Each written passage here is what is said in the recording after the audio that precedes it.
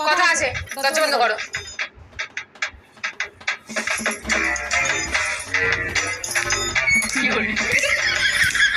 দেখো, অনেকদিন ধরে সহ্য করছি, আমি বলে দিচ্ছি, আর সহ্য করা পসিবল না আমার জন্য।